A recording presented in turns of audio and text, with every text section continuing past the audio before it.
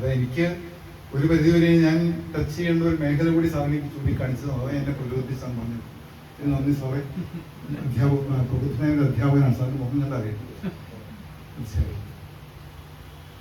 പിന്നെ ഇന്ന് എനിക്ക് ഏറ്റവും ആദരവുള്ളവർ നിങ്ങളെല്ലാവരുമാണ്.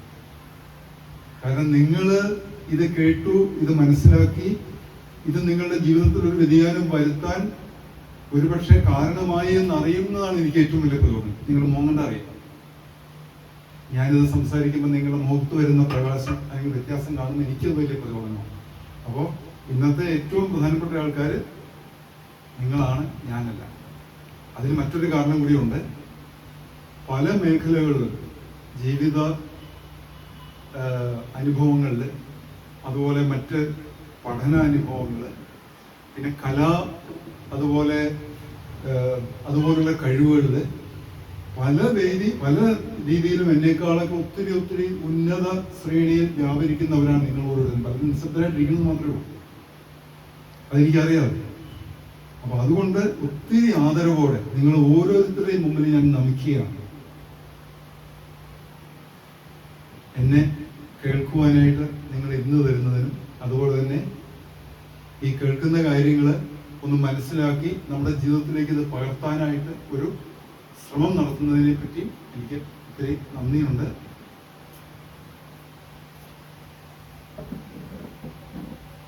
എന്തായാലും ഞാൻ പറഞ്ഞു, നിങ്ങൾ ഉറങ്ങത്തില്ല. പക്ഷെ ഞാൻ ഒരു നിമിഷം ഒന്ന് കണ്ണടച്ചിരിക്കാം. നേരെ ഇരുന്ന് കണ്ണടയ്ക്കാം എല്ലാവരും. ഒരു നിമിഷം അവിടെ 100 വയസ്സിന് മേലെ ജീവിക്കുമെന്ന് വിചാരിക്കുന്നവർക്ക് കൈകൂടി.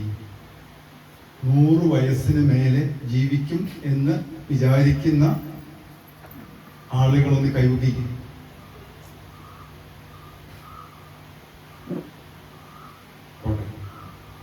80 വയസ്സിൽ വരെയെങ്കിലും ജീവിക്കും എന്ന് വിചാരിക്കുന്ന ആളുകൾ. 80 വയസ്സ് വരെ ഞാൻ ജീവിക്കും. എത്ര പേരുണ്ട്? 1 2 3 4 5 6 ഹാഫ് കൈ നോക്കിയപ്പോ 7 8 പേര്. Thank you sir. 60 വയസ്സ് വരെ ഞാൻ ജീവിക്കുമെന്ന് വിചാരിക്കുന്നവർക്ക് കൈകുട്ടിയെ.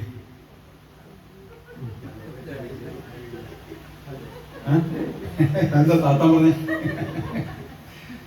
60 വയസ്സ് വരെ ഒരാളെ ഉള്ളൂ. അപ്പൊ 8ഉം 1ഉം 9 വരെ ആയിട്ടുള്ളൂ. ബാക്കിയുള്ളവരാ? അപ്പോ ഇന്ന് നമ്മള് എത്ര പേരുണ്ട്? 3 6 9 12 13 14 15 30 നമ്മുടെ സഹായി അടങ്ങുമ്പോ 30 ഒന്നും പറഞ്ഞില്ല.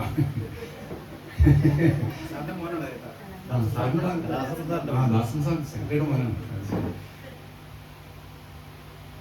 9 പേര് 80 വയസ്സിന് മേലെ. 100 വയസ്സിന് മേലെ ആരും പറഞ്ഞില്ലേ? നമുക്ക് എത്ര വയസ്സ് വരെ ജീവിക്കാം? പരമാവധി 120 വരെ ജീവിക്കാം. 120 വരെ ഇല്ല, 110 115 116 വരെ ജീവിച്ചിട്ടുണ്ട്. ഇപ്പൊ എന്താ 100 വയസ്സിന് മേലെ ചിന്തിക്കാത്തത്?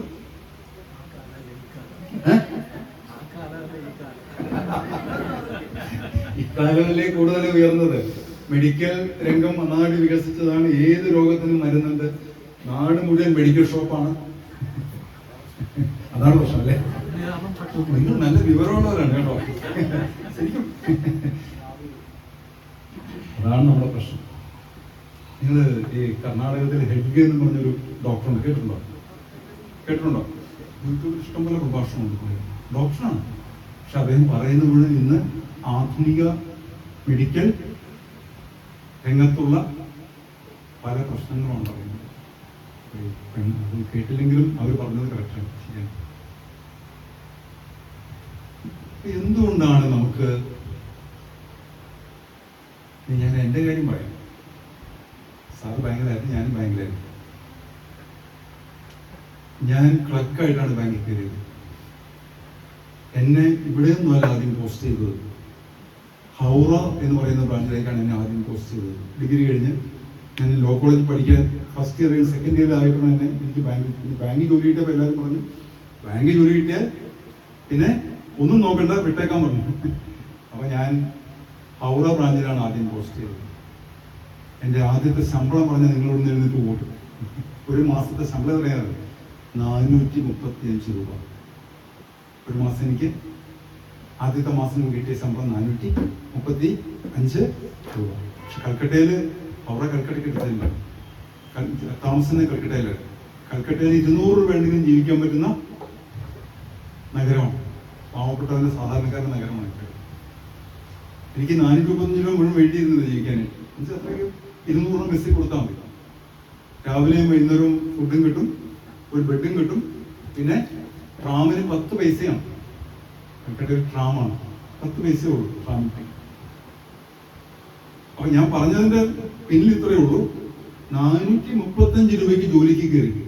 പിന്നെ വർഷം കഴിഞ്ഞാൽ 1000, 1200, 1400 അങ്ങനെ അങ്ങനെ ആ ലെവലിലേക്ക് പോയി. പക്ഷെ അന്നത്തെ അധ്വാനം ഭയങ്കരമാണ്. അന്ന് കമ്പ്യൂട്ടറൊന്നുമില്ല. സാറിനറിയാം, എല്ലാവരുടെയും കണക്ക് നമ്മൾ കൂട്ടി കൂട്ടി കൂട്ടി കൂട്ടി എടുത്ത് എല്ലാം ടാലിയാക്കിയാൽ ബാങ്കിന് പുറത്ത് പോകാൻ പറ്റുള്ളൂ. അപ്പൊ അത്രമാത്രം രാത്രിയൊക്കെ ഇരുന്ന് കഷ്ടപ്പെട്ടാണെന്ന് വർക്ക് ചെയ്തിരുന്നത്. അപ്പൊ അന്ന് 435 രൂപ. പക്ഷെ ഇന്ന് നമ്മൾ റിട്ടയർമെന്റ് ആയാലും നല്ല ശമ്പളമുണ്ട്. അപ്പൊ 435 രൂപയ്ക്ക് ഞാൻ തുടങ്ങിയത്. ഞാൻ 38 വർഷത്തോളം ബാങ്കിൽ ജോലി ചെയ്തു. ഞാൻ പറഞ്ഞ് മനസ്സിലാവുന്നില്ലേ? ഇപ്പൊ എനിക്ക് അന്ന് കിട്ടിയതിന്റെ 100 ഇരട്ടി പെൻഷൻ കിട്ടുന്നു. എനിക്ക് ആദ്യം കിട്ടിയ ശമ്പളത്തിന്റെ 100 ഇരട്ടി എന്ത് കിട്ടുന്നുണ്ട്? പെൻഷൻ കിട്ടുന്നുണ്ട്. മണിവാര്യത്തിൽ വ്യത്യാസമുണ്ട്. അപ്പൊ അങ്ങനെയാണെങ്കിൽ ഞാൻ എത്ര വർഷം പെൻഷൻ വാങ്ങിക്കണം? മിനിമം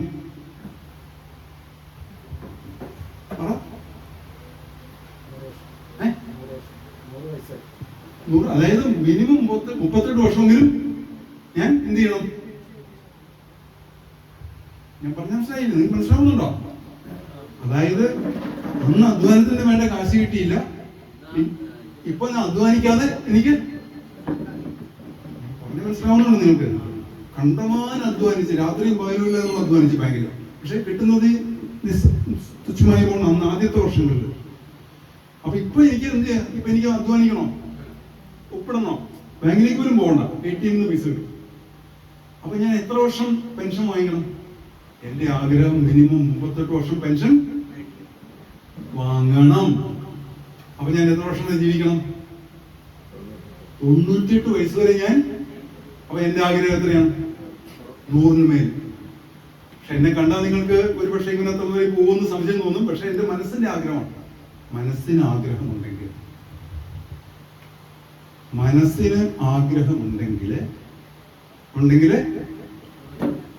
ആയുസ്. ഇനി എന്തുകൊണ്ടാണ് നമുക്ക് ആ ഒരു ബോധ്യമില്ലാത്തത്? ഞാൻ പറയുന്നത് ജീവിതത്തോടുള്ള ഒരു ത്വര, അല്ലെങ്കിൽ ജീവിതത്തോടുള്ള ഒരു പാഷൻ.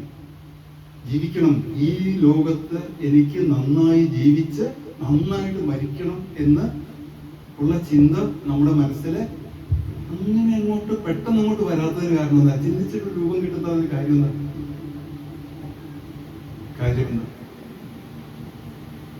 ഞാൻ ഒരു ഉദാഹരണത്തിലൂടെ വ്യക്തമാക്കാം. ഈ പർവ്വതാരോഹകരെ പറ്റി കേട്ടിട്ടുണ്ടോ? വായിച്ചിട്ടുണ്ടോ നിങ്ങൾ?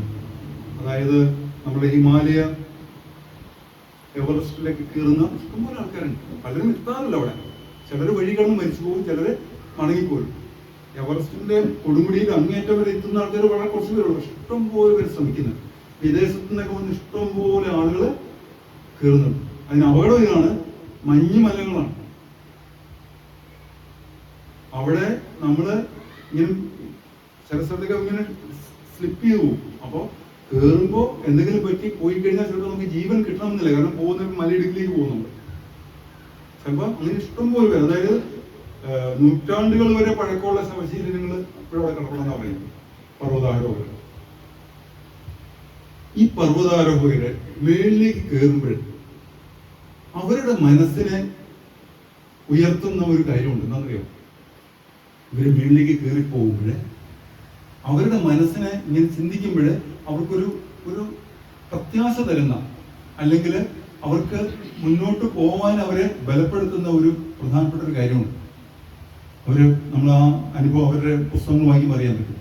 അവരുടെ ബേസ് ക്യാമ്പ്, അതായത് പർവ്വതത്തിന്റെ താഴ്വരയില് ഇവർക്ക് സ്റ്റേ ചെയ്യാൻ എല്ലാ സൗകര്യങ്ങളോടും ഒരുക്കിയിരിക്കുന്ന ഒരു ക്യാമ്പുണ്ട്. ഈ ക്യാമ്പിൽ ഒരുപക്ഷെ അവരുടെ കുടുംബാംഗങ്ങളോ സുഹൃത്തുക്കളോ ഉണ്ടാവും, അല്ലെങ്കിൽ അവർക്ക് പരിചാരകരുണ്ടാവും. അവിടെ ഫയർ നെയ്പ്പോളിൽ തീ പൊങ്ങുകൊണ്ടിരിക്കും. വളരെ സുഖമായിട്ട് റിലാക്സ് ആവുകൊണ്ടിരിക്കും. എല്ലാ തണുപ്പും മാറ്റി അതിൽ ഫയറുള്ളതാണ്, നെയ്പ്പോട് വെച്ച് അല്ലെങ്കിൽ ഇലക്ട്രിക്കിന്റെ അല്ലെങ്കിൽ മറ്റേ കത്തിക്കുന്ന ഫയറുള്ളതാണ്. ഇതിന് സുഖമാണ് കിടക്കാൻ. അപ്പൊ അവർ മേളിലേക്ക് എത്ര മേളിലേക്ക് പോയാലും എത്ര റിസ്കി ആയിട്ടുള്ള ഇത് പോയാലും അവരുടെ ചിന്ത കൊണ്ട് എവിടെയാ, ഇത് കഴിയുമ്പോൾ ബേസ് ക്യാമ്പിലേക്ക് പോകാം, അവിടെ ചെന്നൊന്ന് റിലാക്സ് ചെയ്യുമ്പോൾ ഈ വേദനയും ഈ അസ്വസ്ഥതയും എല്ലാം പോകും. ശാന്തമായ ഒരു അവസ്ഥ എനിക്ക് കിട്ടും എന്ന ഒരു ചിന്ത അവരെ ഉയർത്തും. നമുക്ക് ഇതുപോലെ നമ്മളും ശരിയാണ്, നമുക്ക് ജീവിതത്തിൽ ഓരോ പ്രശ്നങ്ങളിൽ കറങ്ങുന്നവരാണ്. ഓരോ ദിവസവും നമ്മളെ അഭിമുഖീകരിക്കുന്ന ഓരോ പ്രശ്നങ്ങളാണ്, പുതിയ പ്രശ്നങ്ങളാണ്. നമുക്ക് ബേസ് ക്യാമ്പ് ഉണ്ടോ? നമുക്ക് ബേസ് ക്യാമ്പ് ഉണ്ടോ? ഇല്ല. ഉണ്ടോ? ഇല്ല എന്നുള്ളതല്ലാതെ ഉണ്ടെന്ന് പറയാൻ ആർക്കെങ്കിലും പറ്റുമോ? ഉണ്ട്. എന്താണ് നമ്മുടെ ബേസ് ക്യാമ്പ്? എന്റെ കുടുംബമാണ് എന്റെ ബേസ് ക്യാമ്പ്. എന്റെ വീട്. ഞാൻ എവിടെ പോയാലും, ഇപ്പൊ ഞാൻ ഇങ്ങോട്ട് പോകുന്നു, ഇനി ഞങ്ങൾ വൈകുന്നേരം എറണാകുളത്ത് പോകും. പക്ഷെ എന്റെ മനസ്സിൽ എന്താണ്? എന്റെ മനസ്സിൽ വൈകുന്നേരം എനിക്കൊരു കട്ടിലുണ്ട്, അവിടെ സ്വസ്ഥമായൊരു കട്ടിൽ. ഞാൻ ഇന്നും കിടക്കുന്ന കട്ടിൽ എന്റെ പുതപ്പ്. അതിനേക്കാൾ ഉപരി എന്നെ സ്നേഹിക്കുന്ന എന്റെ ഭാര്യ, എന്റെ കൊച്ചുമക്കള്, ഇവരെല്ലാവരും ഞാൻ മരുന്ന് നോക്കിയിരിക്കുക. എനിക്ക് 2 വയസ്സുള്ള ഒരു കടുകൻ, എനിക്ക് എൻ്റെ എല്ലാം മോൻ്റെ കുട്ടിയാണ് കേട്ടോ. അതായത് 4 കൊച്ചുമക്കളുണ്ട്. 4 ഒന്നിനൊന്നും മെച്ചമാണ്. ഇന്നലെ നല്ലൊരു ഫാമിലി മീറ്റ്, ഞങ്ങളുടെ ഒരു ഫാമിലി മീറ്റ് ഉണ്ടായിരുന്നു ഇവിടെ തങ്കമുഖത്തെ KTDC വെച്ചിട്ട്. അവിടുത്തെ സ്റ്റാറുകളായിരുന്നു ഈ പിള്ളേർ. അവര് ഡാൻസും ഭയങ്കര അടിച്ചു പൊളിച്ച്. അതിലേറ്റവും താഴെയുള്ള 2 വയസ്സുള്ള ഒരു സാധനമുണ്ട്, അത് ഭയങ്കര സാധനമാണ്.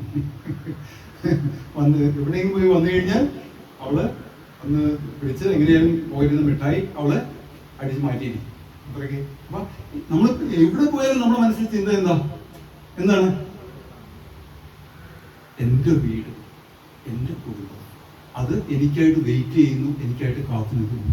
ഞാൻ എപ്പോൾ ചെന്നാലും എന്നെ സ്വാഗതം ചെയ്യുന്ന, എനിക്ക് സ്നേഹം പകരുന്ന, എനിക്ക് ആവശ്യമുള്ളതെല്ലാം തരുന്ന, പിന്നെ എനിക്ക് സ്വസ്ഥമായിട്ട് കിടക്കാനുള്ള ഒരു വീട് എനിക്കുണ്ട്.